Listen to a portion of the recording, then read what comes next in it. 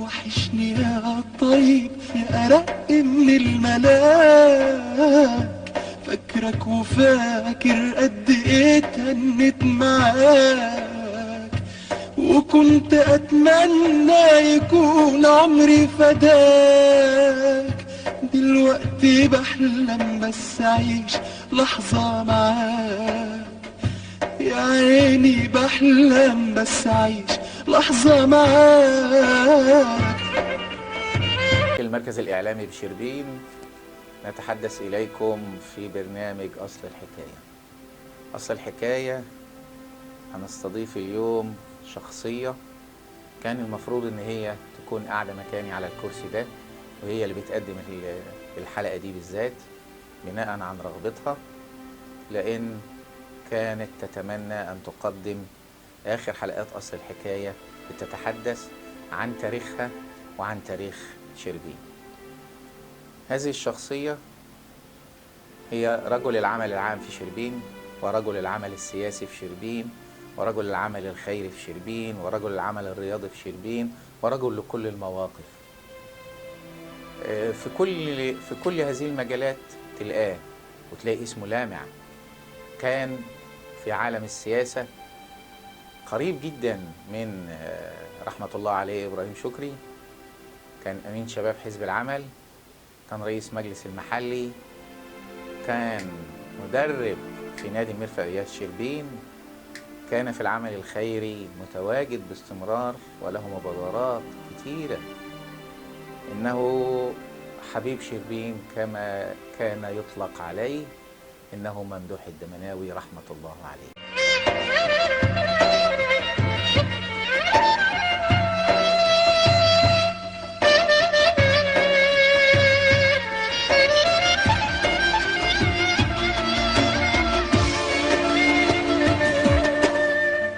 ياللي فردت الدنيا كان بدري الوداع، وطلعت فوق بعيد عن السيف والخداع. وحشني يا طيب يا أرق من المنام، فاكرك وفاكر قد ايه تهنت معاك، وكنت أتمنى يكون عمري فداك. دلوقتي بحلم بس أعيش لحظة معاك، دلوقتي بحلم بس أعيش لحظة معاك. عبد الرحمن ممدوح الدمناوي، أهلا وسهلا بيك في المركز الإعلامي بشربين. اهلا بيك يا استاذ اسامه، اهلا بحضرتك. احنا هنبدأ حديثنا على طول عن الأب ممدوح الدمناوي، وعايزين قبل ما نبدأ الحديث عايزين نعرف أولاد ممدوح الدمناوي، إخوات ممدوح الدمناوي. اديلنا تعريف من البطاقة الشخصية. بسم الله الرحمن الرحيم. طبعا في بدايه الحديث الحاج ممدوح الدمناوي اسمه بالكامل ممدوح السعيد السيد المتولي الدمناوي. له اختين بنتين و5 اولاد. بالترتيب كده: عم شكري كبير، ويليه ابويا على طول، عمتي فاطمه اكبر واحده في البنات، يليها عم شكري، يليها ابويا، يليه عم السيد، يليه عم ماهر، يليه عم الشربيني، يليه عم مجدي، يليه عمتي احلام الصغيره. بارك الله فيك. احنا ولدين. ايوه. انا عبد الرحمن ممدوح السعيد الدمناوي، حاصل على بكالوريوس تجاره شعبه محاسبه 2013، موظف بشركه قناه السويس للتامينات العامه في المنصوره. واخويا محمد في تانية اداب قسم علم اجتماع.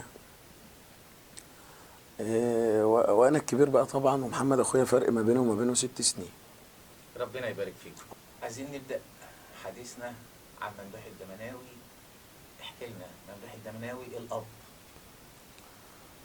الحاج ممدوح الدمناوي من سكان شربين، شارع سعد زغلول. ساكن في الدور الثاني في الشارع، في نص الشارع كده، في شقة ب100 جنيه إيجار في الشهر. دي الشقة اللي هو اتجوز فيها واللي أنا اتولدت فيها. ولحد دلوقتي احنا ساكنين فيها زي ما احنا، يعني هي زادت 100 جنيه كمان، بقت ب 200 جنيه في الشهر. وممدوح الدمناوي كأب بقى، يعني ممدوح الدمناوي أب للجميع. ممدوح الدمناوي أبويا وأخويا يعني والدتي توفت من سن مثلا وأنا عندي حوالي 9 سنين. وطبعا بحكم بقى ان مفيش حد يبقى رقيب علينا، فستي ام والدتي طلبت من ابويا ان هي اللي تربينا، وقالت له يا ممدوح يعني ايه، انت شوف حياتك اتجوز، بس امنيه ورجاء ان انا اربي عبد الرحمن ومحمد. فهو بقى في لقطه طريفه كده هو بيتكلم معاها، قال لها طب تقبليني تربيني معاهم؟ وضحكوا بقى والموضوع تم على كده. طبعا هي لازم تديله حقه ان هو يتجوز، طبعا هو مرضاش ان هو يتجوز. طبعا والدتي متوفيه من 2003 رحمه الله عليها، كانت عندها كانسر، ربنا يعافينا. وطبعا يعني الحاج ممدوح والله ما قصر في حقها ابدا، لف وجرى، وكانت رحله تعب كبيره يعني عليه. والحمد لله طبعا هو قضاء ربنا ونفذ، ربنا يرحمهم هما الاثنين. طبعا هي الحقيقة اللي في حياتنا كلها هي الموت، يعني هي الحقيقة ديت الحاجة الحقيقية في حياتنا هو الموت. فاتربيت عند ست الله يرحمها من 5 ابتدائي، مريت بقى دخلت الإعدادي والثانوي ودخلت كلية تجارة، كل دوت وإحنا أسرة، أنا ووالدي وستي ومحمد أخويا. اتخرجت من الكلية ودخلت الجيش، وكانت بقى بعد الجيش بسنة على طول، يعني خلصت الجيش وبعدها ما فيش يعني 7-8 شهور ستي توفت. المرحوم الأستاذ ممدوح الدمناوي كان من الناس بصرف النظر على إن هو ابني، كان من الناس الطيبة المخلصة اللي بتحب بلدها بحب جامد. وأنا كنت بعز الأستاذ ممدوح وبحترمه احترام كبير عشان حبه للناس الغلابة والناس المحتاجين والناس الطيبين بتوع شربين.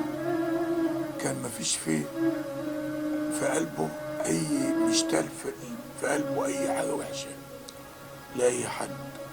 كان طيب، كان يزعل دقيقتين وبعد ربع دقيقة يضحك، وكان يبتسم في وش الناس، وكان راجل من الناس الطيبين اللي مش بتنبين. زي ده اللي شافك بتقول الاستاذ ممدوح دايما، رغم ان الناس كلها كانت تعتقد ان انت والده مش عمر، كانوا بيقولوا والده. احترامك له كشخصيه ممدوح الدمناوي جاي منين؟ من رجولة ممدوح الدمناوي، من رجولته وطيبته، لازم يبقى في نظر الناس كلها أستاذ ممدوح الدمناوي كان بالنسبة لي أكتر من دراع اليمين، وكان ابن كبير، ابن وأخ كبير لولادي. كان أخ لهم عشان هو كان يعتبر الكبير بتاعهم. ولادي أما كانوا بيطلبوا طلب مني كانوا بيحرجهم يطلبوا طلب مني ويطلبوهم من أخوهم الأستاذ ممدوح الدمناوي.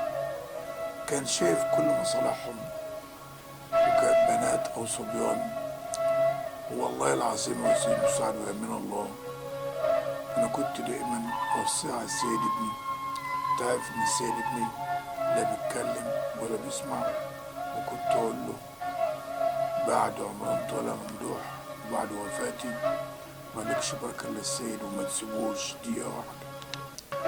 يقول لي يا حاج دول إخواتي وفي عينيا وما تشتغلش هم أي شيء. أستاذ ممدوح الدمناوي كان من الناس المخلصة القوي اللي ما عندوش حق لأي مخلوق. وأقول لك على حاجة عظيمة صعبة، وحد الله. أستاذ ممدوح الدمناوي كان سنة 2000 واحد مفيش ذكر اسمه، مش داعي إن أنا أذكر اسمه، جاب ممدوح سليم وجالي المعرض في عزبة الجبانة، مكان معرض في عزبة الجبانة، وقال لي انت زعلان من ممدوح الدمناوي ليه؟ قلت له ممدوح الدمناوي مين فيهم؟ انت معاك 2 ممدوح، معاك ممدوح الدمناوي ومعاك الاستاذ ممدوح سليم، مين فيهم؟ قال لي الاستاذ ممدوح الدمناوي. قلت له ده ابني، حد يزعل من ابني؟ قال لي طب على العموم هو عايز يترشح. قلت له هو يعرف كويس قوي عن ال2 مترشحين اللي اعلنهم صورهم شايبين ان هم هيترشحوا، وراجل فاهم السياسه مظبوط قوي عنهم ال2، بس خلاص هم علقوا فطهم، فبدأوا يعلقوا الفط بتاعتهم ممنوع اي حد مننا يقرب لهم. هو كان مين؟ كان الحاج عبد الرحمن الديب وكان الدكتور حسين قضية، خدت بالك؟ فقال لي ده انا هترشح. قلت له تترشح ولا ما تترشحش؟ دي يعني ايه؟ يبقى كلمة غلط منك انك انت تقول هترشح. هو اخوك مترشح، هترشح اساله ازاي؟ دي اللي انا قلت له هو اخوك مترشح، هترشح اساله ازاي؟ وراجل علق اليوفط بتاعته. عمر ما ممدوح الدمناوي حاج فكر ان هو يعلق يافطه ولا يقول هترشح ولا يقول بتاع. عارف ليه يا حاج؟ عارف ليه؟ علشان هو عايز يخدم الناس ويبقى تحت رجلين الناس بلا مقابل. يعني انا اخدمك وما اجيش بعد شهر ولا بعد 2 اقول لك انا اترشح عشان تيجي تديني صوتي، تديني صوتك. لا، هو حاجة بيتعمل في دم النفر، في دم النفر لوجه الله بدون اي اغراض. استاذ ممدوح من ايام ابراهيم شكري ما فكرش حتى يعلق يافطة، حتى يسقط او ينجح زي اي حد، ما عملهاش لغايه ما توفى الله. ورجعنا تاني قعدنا مع والدي رحمة الله عليه، وكان يعني وانا بتكلم معاه بقى لان هو اللي كان بيطبخ، هو اللي كان بيعمل كل حاجه، هو اللي كان قايم بدور الام والاب. فقاعد معاه في وقت كده، فبقول له يعني يا حاج ممدوح انا بطلب منك ان انت تتجوز. هو كان اما حد يقول له اتجوز يقول له لا انا عشان خاطر عبد الرحمن ومحمد، فكان بيعملها حجه يعني ان احنا ايه اللي رافضين. عبد الرحمن اللي بيقول له المره فانا اللي بقول له المره دي وبتكلم معاه، فقال لي يا عبد الرحمن اقول لك على سر ما قلتوش لحد قبل كده وما اتكلمتش فيه، انا ما حاولتش اتكلم فيه. انا متفق مع والدتك الله يرحمها ان انا ما اتجوزش، وان انا يعني ان انا ما فرقكوش ومش هخش حياه فيها احتمالات، لا ان انا اسيبكم او ان انا ابقى وحش في حقكم او ان انا حد يجي يفرقنا او انتوا ولادي ومراتي. ومن هنا بقى بدات الرحله ان احنا نعيش انا ومحمد وابويا مع بعض رحمه الله عليه. بقول لسيادتك هو كان ما شاء الله ما كانش في دماغه اللي يعمل لوجه الله. عايزين نعمل كذا يا حاج، عايزين نعمل كذا، ماشي الموضوع اللي انت عايز تعمله توكل على الله واعمله. ما كانش في دماغه حاجه اكتر من لوجه الله وخدمات لوجه الناس. حتى هو اللي شرع المشروع بتاع بنك الدولة اللي ناصر الطيبين خلتنا نقفله ده، هو اللي شرعه. جت ازاي يا حاج سيد؟ نعم، جاتها ازاي يعني؟ هو قال عايزين نعمل حاجة لوجه الله. قلت له نعمل ايه يا ممدوح؟ ده في ايام غلاء الدواء، بعيد عنك كان الدواء غالي في النكسة والهم التقيل اللي حصل لمصر. عايزين نعمل حاجة لله. قلت له نعمل ايه؟ قال لي نعمل بنك دواء. نعمله فين؟ قال لي في مسجد عزبة الجبانة، في عيادة كده أستاذ مسعد جنب المسجد معمولة عيادة، كنا نفتحها لولادي يعني لخدمات لوجه الله. قال هنعملها فين؟ قلت له ماشي اللي انت شايفه. هقول لك يا استاذ ممدوح عشان تبقى في وسط البلد نعملها في بيت الحاج عربي شاب. استاذ ممدوح قعد اكتر من مدة كبيرة قوي نايم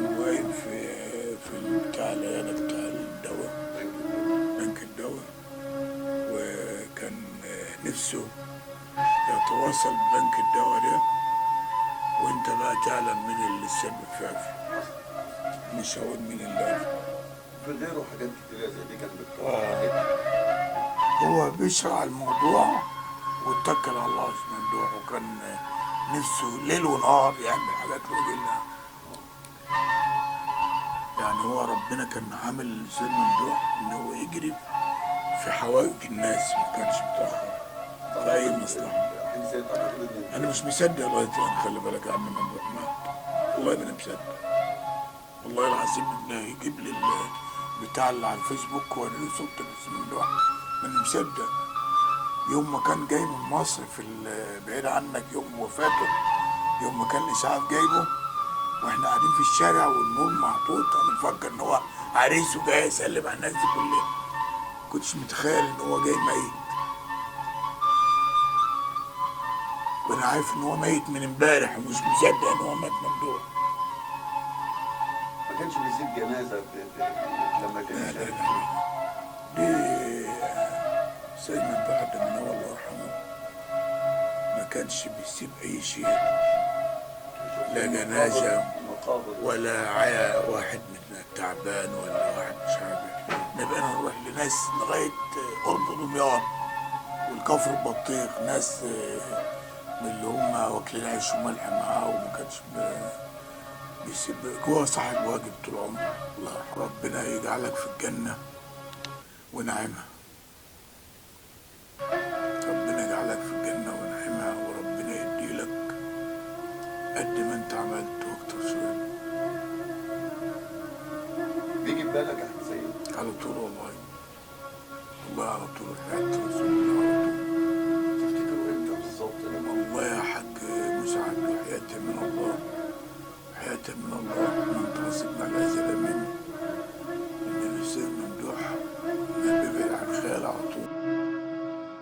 وحشني يا الطيب في أرق من الملاك، فاكرك وفاكر قد ايه تهنت معاك، وكنت اتمنى يكون عمري فداك، دلوقتي بحلم السعيد لحظة معاك. في سن الجامعه ممدوح الدمناوي من وانا في 5 ابتدائي وانا قريب منه، بس اخر 4 سنين في حياه ابويا رحمه الله عليه كنت صاحبه في كل مكان، الوحيد اللي كان عارف اسراري على فكره.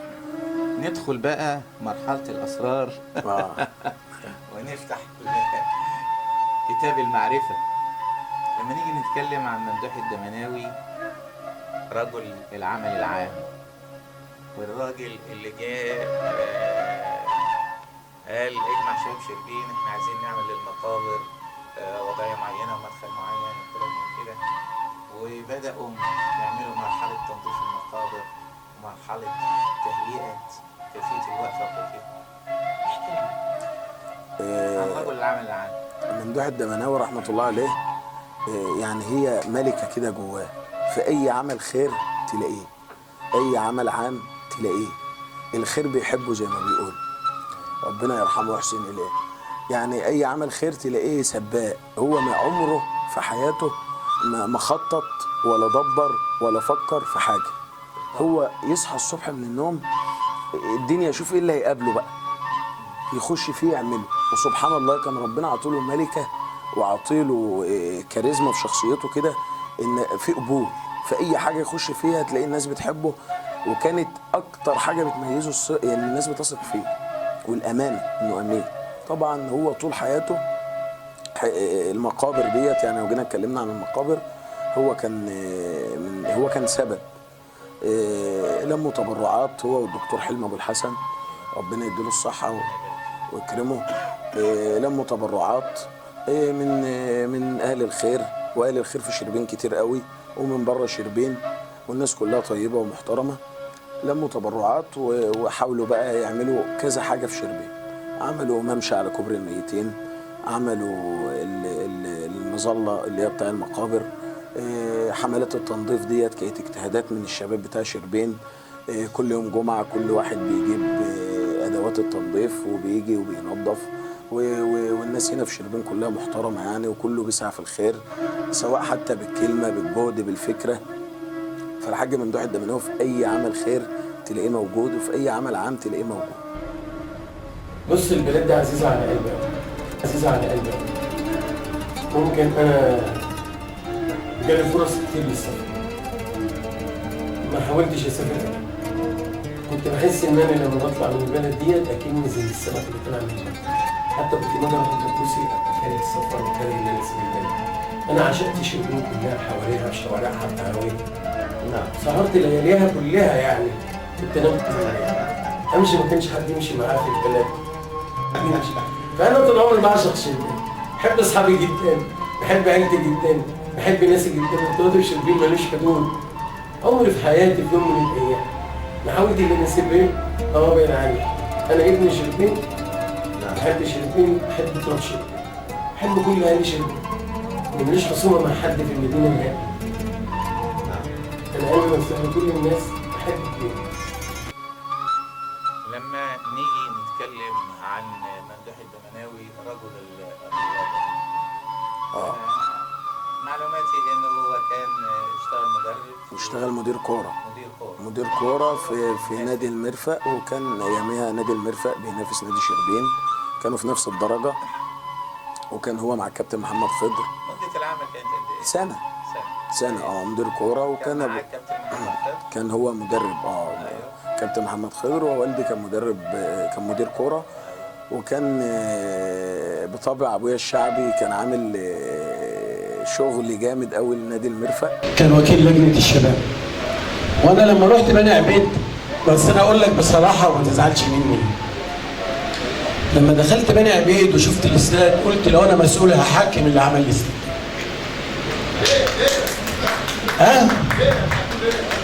ما اعرفش، انا شفت استاد يعني لازم يبقى في التجمع الخامس. هي الحفلة المقصود منها التأبين، وان نشوف. وانا هتكلم كلمتين على محمد الدكروري اللي هو الاخ والصديق. محمد الدكروري انا اول شخص دخله نادي شربين هنا مع الراحل محمود سمك، وجابته من المرفأ دخلته نادي شربين في قعده بالليل، وقعدت والحاج محمود سمك، ودخل وبقى من ابرز من تواجد داخل نادي شربين. وهو بقى في تاريخه الرياضي هو داعم قوي لنادي شربين، بيدور في كل لحظه وفي كل ثانيه لو هيجيب شيلن لنادي شربين، بيجتهد على قد ما يقدر انه نفسه يبقى نادي شربين في اعلى مكان، والشربين عموما في اعلى مكان. لما بنتكلم عن الحاج ممدوح الدمناوي رحمه الله عليه ورجل السياسه، نتذكر هو الشاب الجريء السائر اللي كان قريب جدا من زعيم المعارضه ابراهيم شكري، اللي كان امين شباب حزب العمل، اللي كان رئيس المجلس المحلي، اللي كان له تاريخ، اللي كان يتعاون مع ربنا يديه الصحة الحاج عربي أبو شامة أثناء انتخاباته.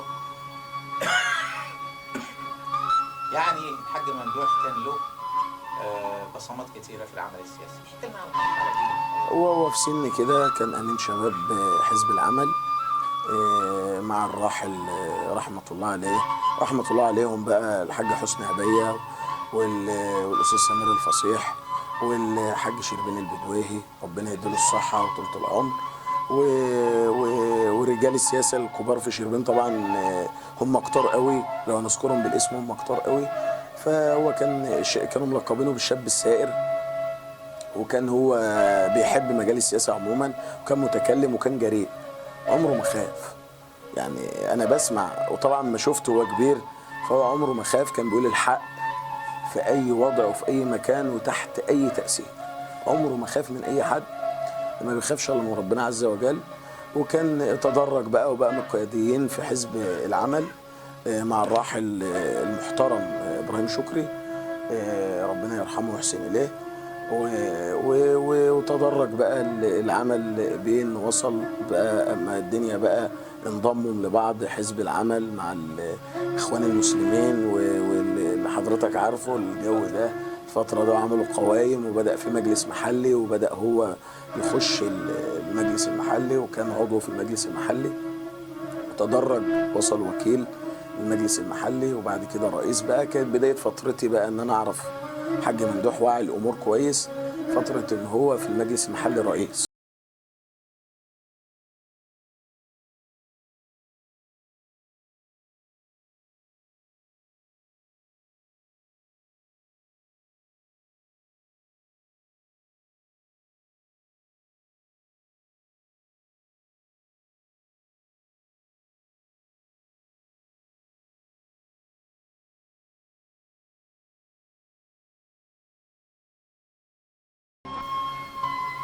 هو رئيس للمجلس المحلي ده له زملاء كتير طبعا في المجلس المحلي. حاج ممدوح فضل رئيس مجلس محلي فترة كويسة، مش متذكر المدة قد ايه، ولكن كان رئيس للمجلس المحلي. ويتحدث عن هذه الفترة اخوانه في المجلس المحلي واعضاء المجلس المحلي اللي زملوه في المجلس المحلي. الحاج ممدوح الدمناوي عليه رحمة الله كان شخصية، يعني مش عايز أقول إن هي لم ولن تتكرر في شربين. فكان من أخلص الناس في شربين ومحب للجميع، وكان خدوم من الدرجة الأولى، ويخدم الصغير قبل الكبير. يعني الأستاذ ممدوح الله يرحمه كان بيخدم الصغير قبل الكبير، وكان وفي وصادق ومحب للآخرين. يعني كان بيفضل الناس عن نفسه. الأستاذ ممدوح كان بيفضل الناس عن نفسه. طبعا أنا بتكلم عن الأستاذ ممدوح، مهما اتكلم ما هقدرش إنني أوفيه حقه. مش هقدر إنني أوفي، لأن طبعا أنا قعدت معاه في المجلس المحلي 25 سنة، 5 دورات، من أيام الحاج فتحي منصور عليه رحمة الله والحاج محمود عبد الفتاح. وعملنا قايمة شربين الموحدة. الباشمهندس عمنا مشرابي عليه رحمة الله عمل لنا قايمة شربين الموحدة، خلطت بين الحزب الوطني وبين حزب العمل. وعلى فكرة برضك أنا كنت معاه في حزب العمل قبل ما أخش الحزب الوطني، بس احنا دخلنا الحزب الوطني أو قايمة شربين الموحدة من أجل خدمة شربين وحبا في تراب شربين. فكان الأستاذ ممدوح أنا عملت معاه عضو في بندر شربين، وعملت معاه كوكيل، وعملت معاه كرئيس لمدينة شربين. أولا كان هو التنفيذيين كلهم بيحبوه، جميع التنفيذيين في شربين كانوا بيحبوه. ليه؟ لأن هو يعني مش عايز أقولها يعني إن محدش كسر عينه بحاجة، وهو كان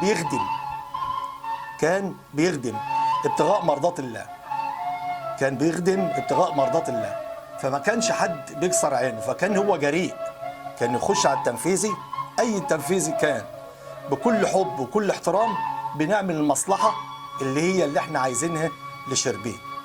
يعني مصلحة شربين أولا دي فوق الجميع، كان بينفذها الأستاذ ممدوح الدمناوي عليه رحمة الله، وكان وافي جدا جدا جدا. يعني من أحلى حاجة محبباني فيه وشخصية الأستاذ ممدوح إن هو كان وفي. الدليل على الوفاء بتاعه إن هو وفى لزوجته بالوصية بتاعتها بعد ما ماتها، وقام بتربية الأولاد الأستاذ عبد الرحمن والأستاذ محمد على أكمل وجه. ربنا يجعلهم خير خلف لخير سلف إن شاء الله، ويكملوا المسيرة بتاعة الأستاذ ممدوح الدمناوي. ما نساش أول ما الكورونا جات، عافانا الله وشفانا وإحنا والمسلمين جميعا، قام بتوزيع الكراتين أمام المحل عندي. وده طبعا كان ثقة من الجميع بأن هم يتولى الأمر ده، وقام بتوزيع الأسماك والفراخ واللحوم يوميا للمواطن الفقير من المكان اللي فوق الورشة عندنا بتاع الطرف الله يرحمه. فبصراحة هو نموذج مشرف لشربين، والمفروض إن شربين تعمل له تمثال وتسطر اسم ممدوح الدمناوي دوت من نور، تسطر اسمه من نور حتى يظل اسمه ايه؟ خالد الى يوم الدين. فالاستاذ ممدوح مهما ان انا اتكلم عنه ومهما ان انا اقول واعيد برضك مش هقدر انني اوفيه حقه. طبعا يعني احنا عملنا مع ناس كتير، الحاج سمير الفصيح عليه رحمه الله، والحاج حسني عبيه الله يرحمه، وعملنا مع الحاج عمر عبيه، وعملنا مع الاستاذ عادل عبد الوكيل، الاستاذ حسن عيد، عليهم جميعا رحمه الله وبركاته. ومن الناس اللي هي الموجوده ربنا يديهم الصحه ويطول عمرهم الاستاذ كمال غيط ذكر حسن، وعندي برضك الاستاذ احمد الششتاوي والاستاذ ناصر حايس واخرين. طبعا انا لو قعدت اعد الناس اللي هي المخلصه المحبه لشربين مش هقدر انني اكمل الكلام عنهم. فطبعا هم كلهم نماذج مشرفه لشربين.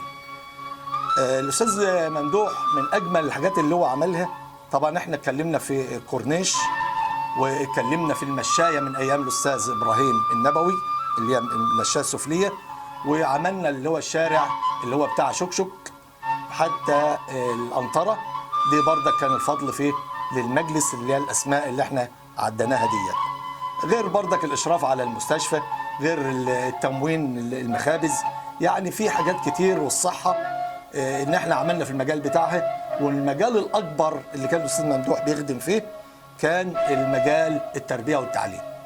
مفيش طلب من صغير او من كبير من ايام الاستاذ محمد اللاسي او الاستاذ سيد ليالي الا وكان الاستاذ ممدوح مهما صعوبه هذا الطلب الا ان هو كان الحمد لله بيذلله بعلاقته الجميله، سواء في الدوام في العمل او بعد العمل بالليل او كلام من ده. فكنا يعني ايه كلنا ايد واحده لحب لشربين وخدمه ابناء شربين. تحت المهندس ابراهيم شكري، على المهندس عبد المنعم شرابي، على الحاج شفيق حشيش. كان في طفره. شخصيات كثيره اثرت فيه في هذه الفتره، في تلك الفتره، لكن اكثر شخصيه اثرت في ممدوح الدمناوي يعني الشخصيه اللي يعني بقول صاحبه الفضل يعني هو الحاج حسني عبيه الله يرحمه، لكن مثلي الاعلى هو معلمني سياسيا، وبعده الحاج سمير الفصيح. هما الاثنين دول تولوني في بداياتي يعني، وهم كانوا اخطار سياسيه يعني. وبركاته. برحب بالساده الضيوف والمنصه الكريمه، وبرحب بجميع الاخوه اعضاء المجالس المحليه والاعضاء التعاديه في هذا الموضوع مؤكد، واخد بالك، فاحنا كلنا بنشتغل من خلال. يا استاذ عبد الرحمن تاني خدتنا حواديت المجلس المحلي، بس نرجع للحاج ممدوح الدمناوي الانسان لما بدأ يدور على عمل وفتح مطعم الباشا.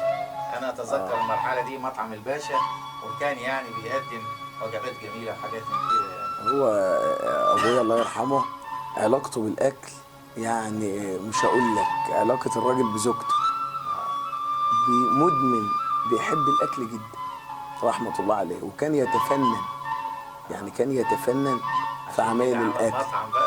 هو كان بيفكر في عمل تجاري، وكان من ضمن اللي كان في مكان على الطريق السريع، هو مكان كبير دورين، فتح مطعم الباشا، مطعم وكافيتيريا. وكان في بدايه يعني كان لسه ابويا الله يرحمه ما كانش ينفع له عمل تجاري. ايوه، لان ابويا بطبعه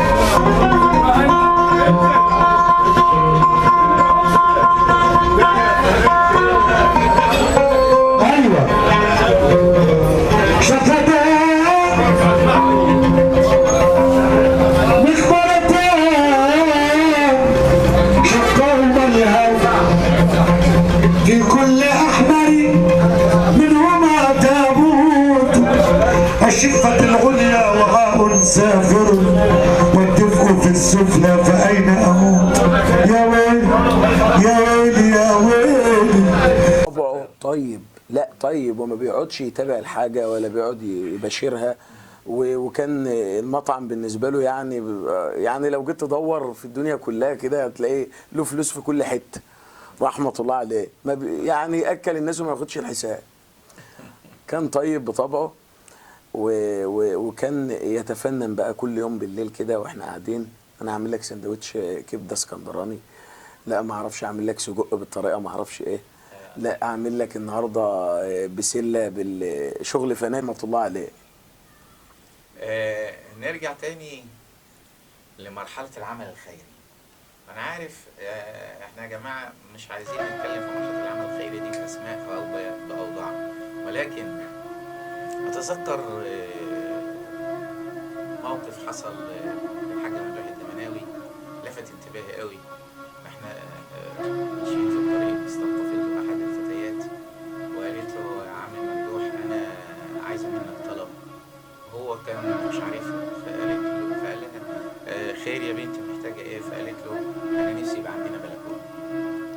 فممدوح الدمناوي انفعل للموضوع وجمع تبرعات وراح عمل بلكونه وقال لها انا صورت بنتي واقفه في البلكونه وكده. يعني كان راجل محب للعمل الخير وكان صاحب مبادره. كلمنا عن المرحله دي في حياته. هو بطبعه بيحب الخير. هو ابويا رحمه الله عليه في اي عمل خير تلاقيه موجود زي ما قلت لحضرتك في بدايه الحديث.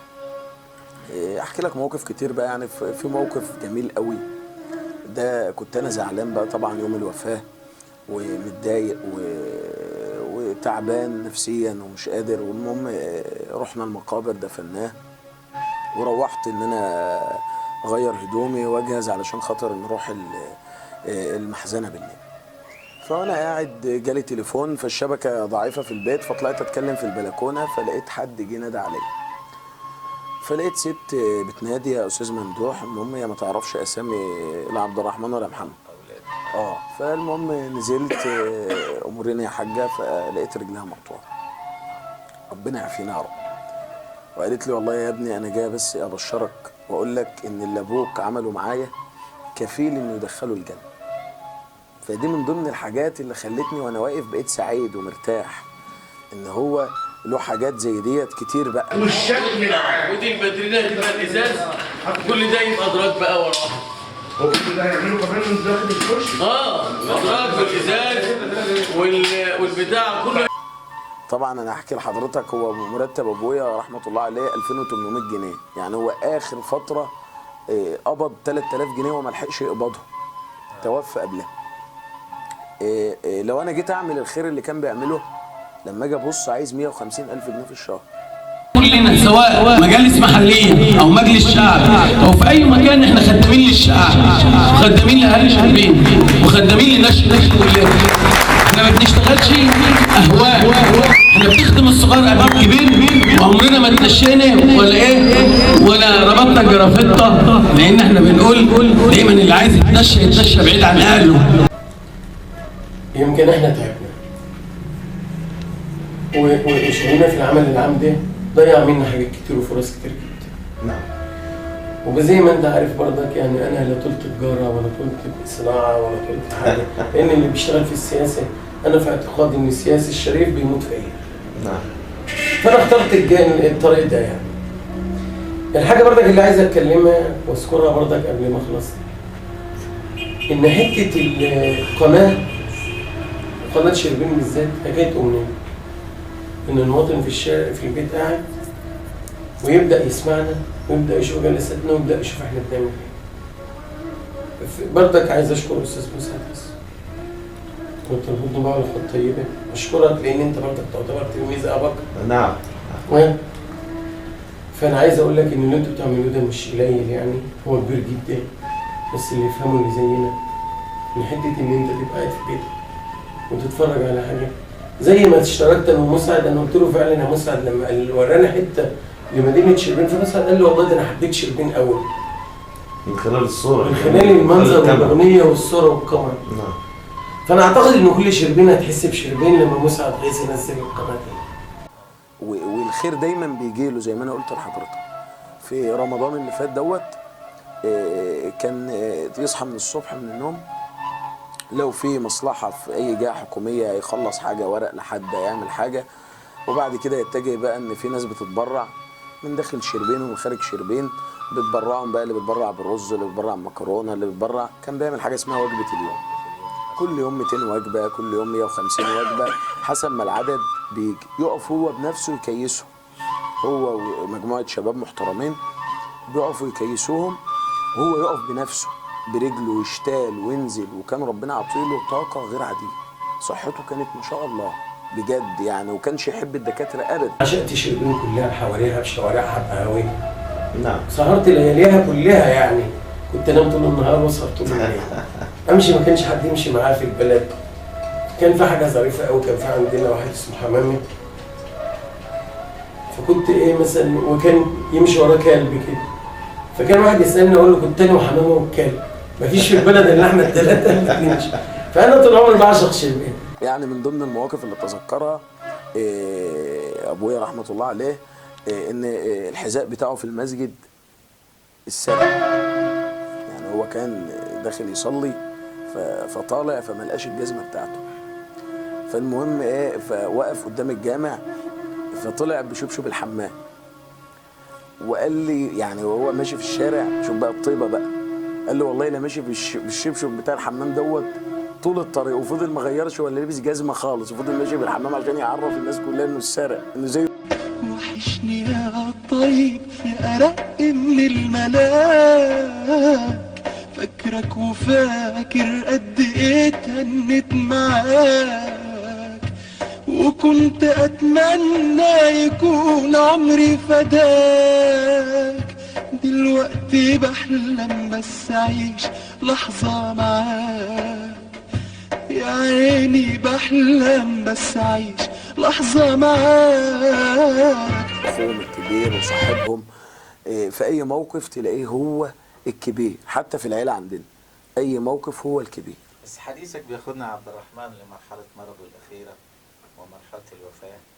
انا عايز اعرف الفتره اللي قضاها في مستشفى شربين ثم الانتقال الى مستشفى الدمرداش، هو اخر فترات حياته اختار اللي جالك بحاله الوفاه، يعني الموضوع مش ازاي؟ اخر فترات حياته ديت كان بدايه الكورونا، وكان هو في الحمله بتاعه الرش اللي بيرشهم كلور والمواد المطهره للكورونا فهو مشى مع الحمله دي فتره، وبعدها بفتره كده جاله تعب عادي يعني، كان قاعد فجاه داخ وقع، فطر وفجاه داخ وقع كده، فالضغط، هو عنده الضغط والسكر، خدناه وجرينا على المستشفى، قال لك ده الضغط وطى.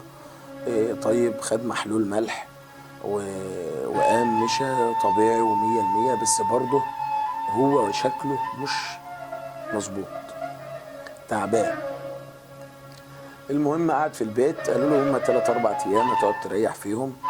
بدأ يحس بضيقه في صدره وخنقه وما بينامش، رايح جاي ما بينامش. طبعا بقى خدت اجازه من شغلي وقعدت معاه، فرايح جاي ما بينامش. حاج ممدوح في ايه؟ يقول لي انا مخنوق يا عبد الرحمن، مش قادر اخد النفس. طب تعالى نروح نكشف. يقول لي لا انا بكره هبقى كويس، ده هي خنقه كده وهتروح. المهم راح كل شويه يا عبد الرحمن تعالى يا عبد الرحمن انا تعبان يا عبد الرحمن. الموضوع مش مستقر، الناس بتيجي تزور والناس بتنزل، والموضوع برضه ما بيستقرش، كل شويه بتحس بخنقه في وشه. المهم رحنا جبنا انبوبه اكسجين عشان الخنقه نعمل له جلسات. ففي يوم بقى لقينا التعب زاد عليه، فخدناه ورحنا المستشفى. اتعمل عليه كشف عادي خالص، وطلبوا مننا اشعه مقطعيه. رحنا طبعا ما فيش اشعه مقطعيه في المستشفى، فرحنا اتجهنا لبره لمكان خارجي، عملنا الاشعه المقطعيه، وبعد ما خلصنا ورحنا عرضناها فقالوا ان في اشتباه كورونا وفي التهاب رئوي. رحنا قال لك لازم يتحجز في غرفه العنايه المركزه. طبعا العنايه هناك افضل، وكمان احنا قلنا ان هو ما فيش ست معاه او في حد متابع كويس يبقى فاهم، فطبعا العنايه هتبقى افضل ورحنا وحجزناه في العنايه. وكانت بدايه الرحله بقى قالوا 15 يوم، لو في لا قدر الله كورونا فنبقى قعدنا المده بتاعتها اللي هي ال 15 يوم، وبرضه بنعالج الالتهاب الرئوي. فعدى يوم 2 3 10 والحاله بتزداد سوء. هو شكله طول مع الاكسجين وضعه حلو، وشه حلو، الاكسجين يبعد عنه طبعا بدايه بقى ايه تعب، وشه بيتخنق، الدنيا ما بتظبطش. فطبعا وحضرتك عارف بقى نظام المستشفى يعني ربنا يهديهم. العنايه يعني مش هقول لحضرتك العنايه بالسالب، العنايه هناك تحت الارض. طبعا مفيش ادنى اي مسؤوليه على اي لا ممرض ولا دكتور. طبعا الدكاتره زي ما حضرتك عارف، الدكاتره الاكفاء الشاطرين متسكنين في الوحدات الصحيه اللي بره البلد، ليه؟ عشان يخلصهم يروحهم علشان العيادات الخارجيه زي ما كلنا عارفين. وطبعا حال المستشفى لا يسر العدو ولا حبيب. فبدات الحاله في النازل. طبعا انت بتجري بتجتهد بقى من هنا، بتتصل بدكتور في مصر. فكان في ممرض اسمه عبد الله السيد من الألف، شاب محترم قوي وبيحب ابويا في الله يعني. علاقته بابويا علاقه ابن بابوه. قعد مع ابويا قعدتين حبوا في الله كده. فلقيته بيتصل بيا من القاهره بيقول لي يا عبد الرحمن انا هاجي هسيب شغلي وهاجي اقعد هلتزم مع ابوك ال 15 يوم، الفتره اللي هو قاعد فيها هلتزم معاه. طبعا لولا عبد الله ده بعد ربنا يعني كان ابويا مات من تاني يوم. لا ممرضه عارفه تديله تسحب عين الدم، لا عارفه تجيب العرق بتاعه. بيبقى في تذكره كده قدام حضرتك على لا عارفه طبعا المتابعه. لا الميعاد الحقنه الساعه 10، تيجي الساعه 12:30، تيجي الساعه 12. طبعا احنا قاعدين مش فاهمين، احنا قاعدين مفكرين ان دي المواعيد المظبوطه. طبعا الممرضه والله يا استاذ اسامه كل يوم ابويا تلاقي نفسيته تعبانه، اخش اقعد معاه في يا حاج ممدوح يقول لي ان في 3 4 ماتوا على السرير اللي جنبي. تخيل نفسيته بقى. ومفيش عنايه، يقول لي ما حدش بيسال في حد. يقول لي كنت اطلع يعني ربنا يديني الصحه وطولة العمر اطلع بس واشوف البلاء اللي هنا ده. لان ابويا كان بيشد الدكتور يشده كده ينداله ويشده. ده في من ضمن المواقف يعني في المستشفى ان ممرضه نزلت تنادي الدكتور في حد تعبان، نزلت تنادي للدكتور قال لها بس اما اتفرج على الماتش بتاع الاهلي والزمالك وهطلع لحضرتك. ده من ضمن. فطبعا لا مدير مستشفى فايق للمستشفى ولا دكاتره فايقين للمستشفى. وزي ما حضرتك بتخش تشوف ده حتى اقرب الامثال دكتور العظام تقعد تدور عليه بالساعتين، ساعتين تقعد تدور على دكتور العظام علشان انت نفسيا اصلا يا استاذ اسامه ما بتشوف الدكتور داخل عليك نفسيتك بترتاح حتى لو انت عندك اكبر مرض في الدنيا. عايزك يا عبد الرحمن تحكي لي، انا عرفت ان انت قضيت مع والدك يوم كامل داخل العنايه بدون ما حد يعرف ولا حتى المستشفى كانت تعرف. انا عايزك تحكي لي اليوم ده تم ازاي وايه اللي حصل. انا الساعه 7:30 الصبح كده لقيت تليفون جاي لي من والدي رحمه الله عليه، لقيته بيتصل بيا عبد الرحمن انا عايز افطر، هات لي سندوتش وتعال وهات لك فطار وتعال. فالمهم رحت من عند الجوهري لانه فهو كان بيحب الجوهري قوي. ايوه طبعا. فرحت جبت له سندوتش وجبت لي سندوتش معاه ورحنا قعدت معاه. دخلت طبعا محدش شافني، دخلت قعدت معاه فطرنا وبدأ بقى يتكلم معايا. في بداية كلامه بقى كانت دي بقى القعدة يعني قعدت معاه وتاني يوم عدى، تالت يوم راح الدمرداش. فهو بيتكلم معايا بيقول لي يا عبد الرحمن بقى، قال لي والله يا عبد الرحمن يا حبيبي انا عمري ما ظلمت حد ولا اذيت حد ولا جيت على حد ولا خدت حق ما هوش حقي، وعايزك ما تخافش. فبقول له يا بابا يعني انت بتقول الكلام ده في ايه؟ طبعا عينيه غريبه وشكله ووضعه غير ما بسيبه كل مره. فبقول له يا بابا انت بتقول لي كده في ايه؟ قال لي يا عبد الرحمن انا والله لو رحت احسن بلاد الطب في العالم عمري ما هبقى كويس، انا ديت النهايه. وفعلا بصيت في عينيه لقيت نظره الاستسلام. فبتكلم معاه يعني انا خدت بالي وحسيت احساس داخلي فهزرت معاه فقلت له يا بابا انت احنا مستنياك عشان نجوزك، في يا عم شد حيلك كده وبتاع. قال لي لا والله دي النهايه يا عبد الرحمن. طبعا انا الدموع في عيني ومش قادر اعيط قدامه عشان برضه ما تعبوش. فقلت له ما تقولش كده. قال لي والله يا حبيبي انا مش عايزك تخاف، لان الخير اللي عملته في حياتي كله هيعود لك انت واخوك محمد. طبعا وصاني على محمد توصيات لو قعدت اقول لحضرتك، وانا قعدت معاه في العنايه في الغرفه اكتر من 11 ساعه او 10 ساعات، لان انا قعدت معاه من الساعه 7:30 الصبح او قول 8، قعدت معاه لحد بعد المغرب بشويه. يوم كامل. يوم كامل داخل العنايه المركزه. بدون علم المستشفى. بدون علم المستشفى. وهو معزول كورونا. هو معزول كورونا. وانت قاعد معاه. وانا قاعد معاه وفاطر معاه، يعني انا مأكله وهو مأكلني. احنا واكلين انا وهو سوا. وكان حتى من ضمن الاهمال برضه اللي في المستشفى ان العلاج بتاعه المفروض بياخد محاليل الساعه 10 الصبح. فكان عبد الله ده بيودي اخت له بتمتحن في تمريض في القاهره. فقال لي يا عبد الرحمن معلش انا هروح وموصي عليه الممرضين بتوع المستشفى فما تقلقش. طبعا عبد الله ده قاعد معاه ملوش دعوه بممرضين المستشفى خالص. رعايه خاصه. رعايه خاصه. وراجل مجتهد جاي لوجه الله تعالى حبا في ابويا رحمه الله عليه. فقال لي يا عبد الرحمن، فالمهم كلمته فبقول له يا عبد الله الساعه، هو ما قاليش بقى العلاج الساعه كام، فبيكلمني بظروفها كده فبيقول لي يا عبد الرحمن هم جم ادوا له العلاج. قلت له لا. قال لي ازاي يا عم؟ الساعه 11:30 ده ميعاده الساعه 10. فده من ضمن الاهمال. طبعا الممرضه ما تعرفش يبقوا مشغولين في ايه، خايفه تخش المريض الكورونا. طب انا الراجل قاعد مرافق او قاعد جنب والدي وجنب واحد بيعاني وبينازع وانا مش قادر يعني انا شايفه مش قادر، مانيش عارف اعمل له حاجه. ما انت خايف تروح له. انت بقلبك بتتعامل بقى في الوقت ده بقلبك، ما بتعاملش بقى انت الوقت ان الراجل ده مريض كورونا وانت خايف منه. لا، انت بتخش بتتعامل بقلبك. دخلت على الراجل وشفته ماله وغطيته، كان بردان من التكييف وكان الاكسجين مهزوز وما هوش عارف يعمله، لان في بعض المرضى بيبقوا يربطوا ايديهم لان بيجي له تشنجات وممكن يقلب الجهاز وممكن يعمل، فبيربطوا ايديهم فهو مش عارف يتحرك. فرحت غطيته ورحت ادلت له الاكسجين وظبطت له حتى ارتاح، كان وشه مخنوق بدا يزرق. فانت اما تشوف الحاجات دي يا استاذ اسامه تعيط ان غرفه العنايه اللي فيها اكفأ دكاتره وفيها اكفأ ممرضين بالنظام ده، فما بالك المستشفى بقى، بقيه المستشفى ماله؟ اهمال طبعا.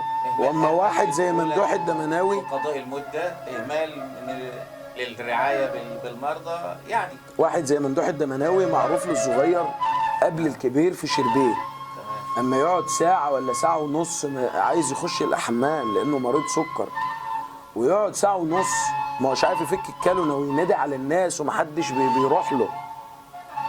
فما بالك بقى الراجل المسكين اللي جاي محدش يعرفه. انا عايز بس اتخيل مع حضرتك مدى الاهمال اللي في المستشفى. انا بتكلم عن المستشفى ليه؟ لان انا خلي صحتي كويسه وما تدينيش فلوس. ما صحتها ما تبقى كويسه ما انا هنزل اشتغل. لكن انا لما صحتي تتدمر هعمل ايه يا استاذ اسامه؟ كل اب وكل ابن وكل اخ جوه المستشفى فيكم لحم ورا مني. وانا داخل المستشفى ليه؟ لان معيش حق العلاج. انا راجل جاي لكم لاني تعبان. مفيش رحمه يا استاذ اسامه، مفيش رحمه. فين الرحمه هنا بقى؟ فين اليمين؟ في دكاتره اقسم لك بالله لو اشتغلوا حراميه اشرف لهم.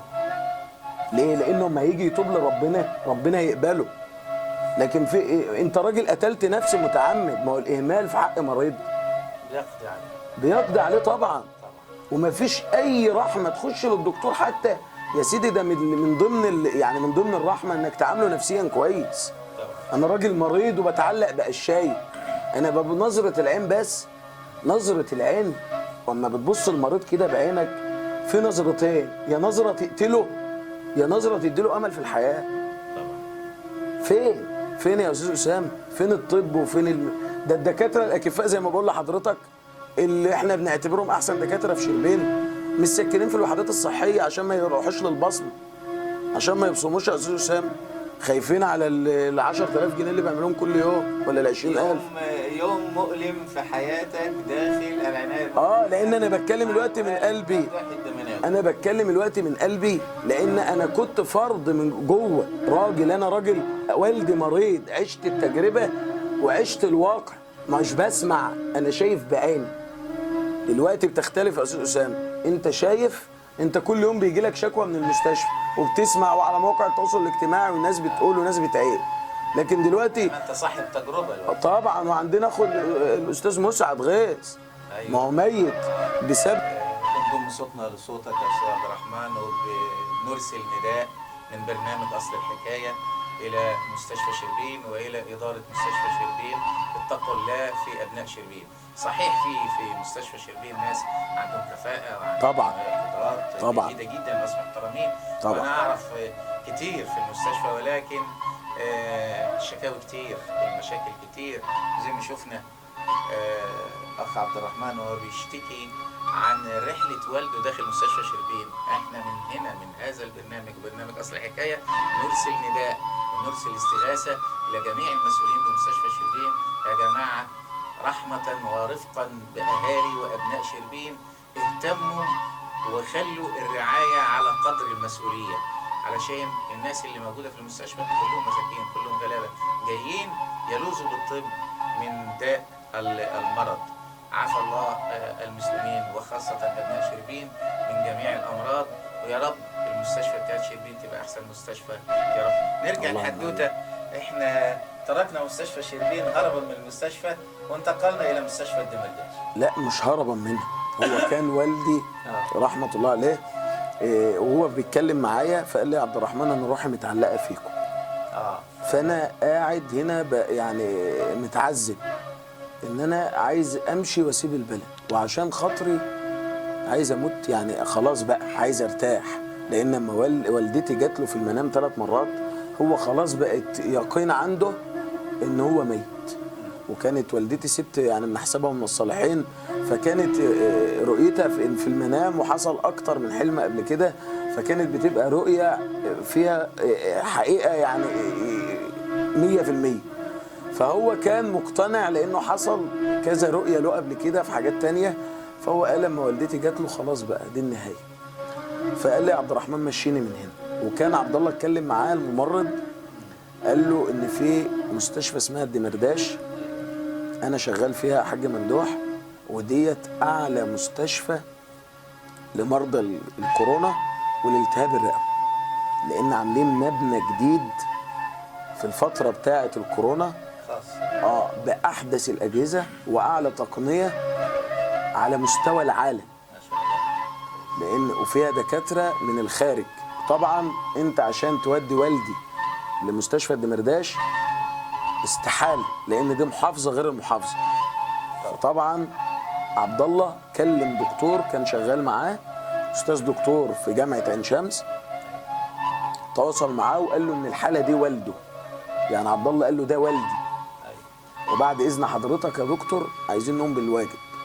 فطبعا عبد الله لما اتكلم وتواصل مع الدكتور كان فات يومين حجزنا اسعاف ورحنا، وابويا توكل على الله وراح مستشفى الدمرداش. طبعا مجرد ما راح هناك المستشفى هو حالته متاخره جدا، لان بالتقارير اللي جبناها لهم هنا من مستشفى شربين قالوا ان هو ما كانش عنده كورونا. يعني الدكتور من الدكاتره الشاطرين هناك قالوا ما كانش عنده كورونا، فالظاهر والعلم لله ان الكورونا جات له من المستشفى، لان مريض السكر ومريض الضغط ومع برضه التهاب الرئوي، فابويا كان مناعته ضعيفه جدا، سهل انه يلقط اي حاجه، وكمان في غرفه عزل يعني قاعد مع مرضى الكورونا. وطبعا لا بيعملهم مسحه، لان اللي بيبين الكورونا المسحه، مفيش هنا في مستشفى شربين اي حاجه، مفيش خدمه يبقى في مسحه يا استاذ اسامه. فلا عملوا مسحه ولا عملوا حاجه. طبعا هنا طبعا هناك راحوا عملوا مسحه وشغل على اعلى مستوى، بس بعد ايه؟ خلاص فبدا يتحط على تنفس صناعي، خلاص راح اتحط على تنفس صناعي. يعني التنفس الصناعي ده بقى 1 في ال1000 اما بينجو منه. التنفس الصناعي خلاص انت جسمك ما عادش شغال لان الرئه اتدمرت، وما عادش الجسم طبعا، خلايا المخ بتتدمر وخلايا الجسم كلها بتتدمر والاطراف بتتدمر، جسمك مش شغال، ما بتوزعلوش الاكسجين زي ما ربنا خلقك عز وجل. فالدنيا بدات تتدمر خالص مع والدي، اتحط على جهاز التنفس الصناعي. هو فاق هي ساعه او ساعه ونص. في فيديو كان منتشر على ايام وفاه والدي، كان منتشر على مواقع التواصل الاجتماعي وهو بيشاور لي في الفيديو ده، فكانت هي ديت اللحظه اللي فاق فيها ورجع تاني. يعني اخر كلمه قالها ان عبد الرحمن بيقول للممرض اللي كان واقف، كان عبد الله قاعد معايا، تلاقي عبد الله معايا صورته في الفيديو، انا وهو قاعدين في البيت عندي، وصحاني من النوم الصبح وقال لي باباك فاق، وما كنتش اعرف ان هو على تنفس صناعي. طبعا انا عارف، وكان قايل لي ان هو هيموت، ان هو حاسس انه خلاص في اخر ايامه. وطبعا ما حدش يعرف القعده اللي دارت ما بيني وما بين والدي، وعبد الله بيخبي عليا ان هو على تنفس صناعي، وانا قلبي حاسس لكن انا ما اعرفش. ففجاه قال لي ده ابوك كان، ولقيته سجد على الارض. عبد الله شوف من كتر حبه في ابويا نزل سجد على الارض. قال لي ده من القلائل ان لما تلاقي واحد فاق من على جهاز التنفس الصناعي. وابويا رحمه الله عليه كان بيشاور له، وحتى بيقول له اجيب لك تاكل ايه؟ قال له هات لي مكرونه باللبن. يعني اتكلم ونطق وفرحنا بقى كلنا. انت كنت عشمان في ربنا ولو واحد في مليار انه يبقى كويس. فبقى كويس وفرحنا. وطبعا انت برضو جوايا بدأت الدنيا تتغير. يعني القعدة الاخرانية بدأت الدنيا يبقى في المعنويات ترتفع شوية، ان هو هيبدأ كويس. وبدأت بقى اخيل نفسي بقى، ويجي في خيالي ان هو هيرجع البيت. يعني انا قاعد مع نفسي كده قدام باب الشقة كده بتخيل ان ابويا، والله العظيم يا استاذ اسامة انا حاسس لوقتنا هذا انه ما مات. يعني لما بتمشي في الشوارع وتبص على صوره اللي متعلقه، زي ما حضرتك بتشوف ناس بتدفع ملايين الوقت عشان صورها تتعلق وهي عايشه، واما واحد مات وبتعلق له صور في الشارع، شوف مدى حب الناس له ومدى رضا ربنا عليه. ما هو ربنا ما بيرضى عليك بيحبب الناس فيه. طبعا الناس نعمه طبعا. بقيت خلاص متأهب الموضوع وحاسس انه هيخش عليا، خلاص مجهز نفسي انه هيبقى كويس. وفجأة هو قال للممرض عشان خاطري مالكش بركه لعبد الرحمن ومحمد، وهو خلاص ما عادش في وعيه بقى، بدأ ايه ورجع تاني على التنفس الصناعي. فانا رحت الشغل، كنت انا واخد اجازه 30 يوم ورحت الشغل. وما رحت الشغل تاني يوم ليا في الشغل، كان تاني يوم، فجأة لقيت وانا راجع من الشغل لقيت تليفون بيرن، تليفون عبد الله الممرض، لانه كان راح له وقعد معاه بقى.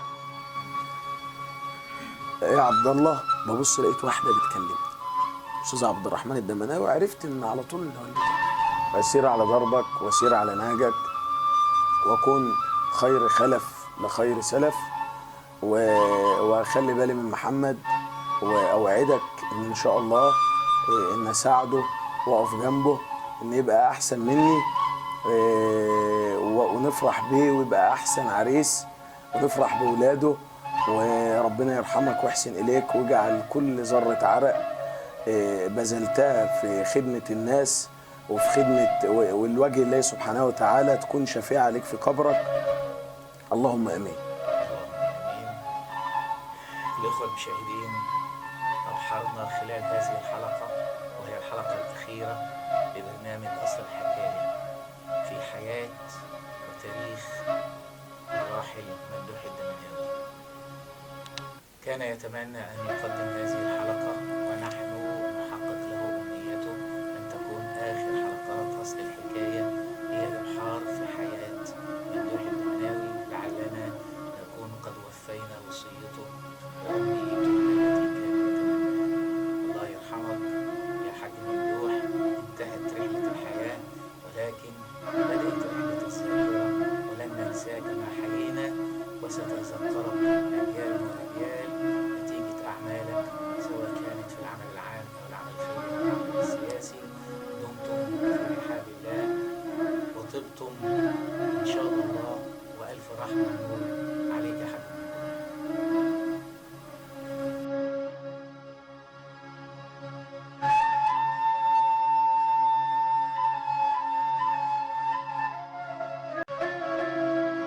ممدوح وحشني جدا، محتاج رأيه في حاجات.